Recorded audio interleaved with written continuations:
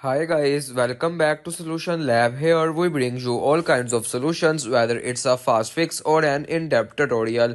We are here to make problem solving easy for you. In this video, I will gonna show you that how to cancel Turbo VPN subscription. First of all, you can open the App Store. After opening the App Store, you can see the profile icon at the top right corner of the screen. Just simply tap on it. After tapping on it, you can see the name at the top of the screen.